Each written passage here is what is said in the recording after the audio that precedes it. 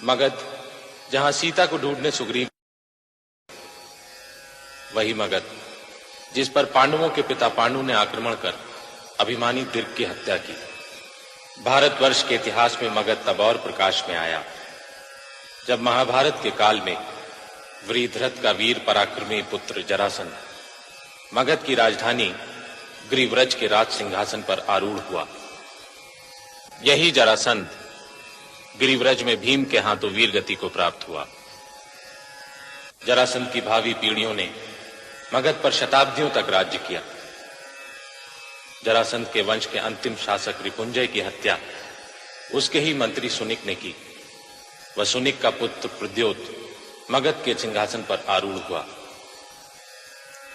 प्रद्योत वंश के 5 शासकों के 138 वर्ष के पश्चात ईसा के 642 वर्ष पूर्व शिशुनाग मगध के राज सिंहासन पर आरूढ़ हुआ।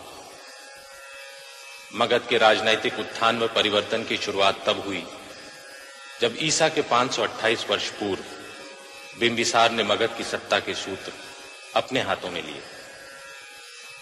अंग प्रदेश की विजय के साथ जिस साम्राज्य विस्तार की नींव बिंबिसार ने डाली थी, उसका सफलतापूर्वक निर्वाह उसके पुत्र अजातशत्रु।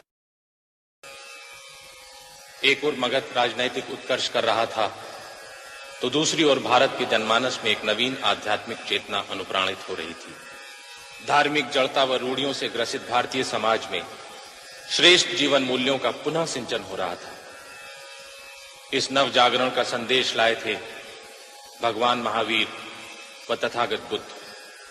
राजनैतिक संघर्षों के कारण रक्त से लाल हो उठी भूमि में ही अहिंसा, प्रेम व सद्भावना के अंकुर फूटे और मगध ही परिवर्तनों की तथा महावीर व बुद्ध की कर्मभूमि बनी।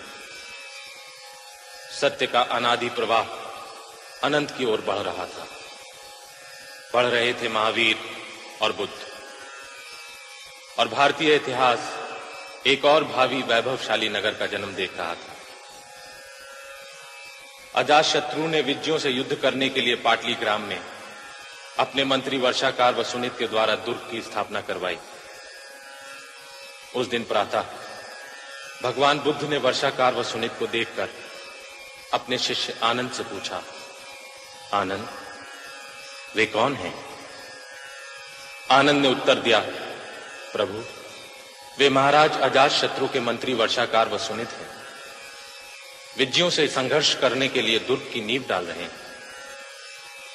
तब भगवान बुद्ध ने कहा था, शीघ्र ही यहां एक वैभवशाली नगर बसेगा, परंतु उसे अग्नि, जल अथवा ग्रह कलह से भय रहेगा। तथागत की भविष्यवाणी सच हुई।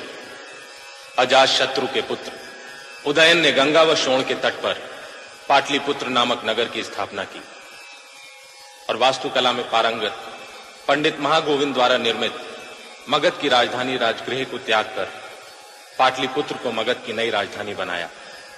कालांतर में इसी पाटलिपुत्र के राज सिंहासन पर आरूढ़ हो नंद वंश के प्रथम शासक महापद्मनंद ने एक विशाल साम्राज्य की स्थापना की और मगध के साम्राज्य की वो थाती अंतिम नंद धनानंद के हाथों उत्तराधिकार में आई और इतिहास देख रहा था।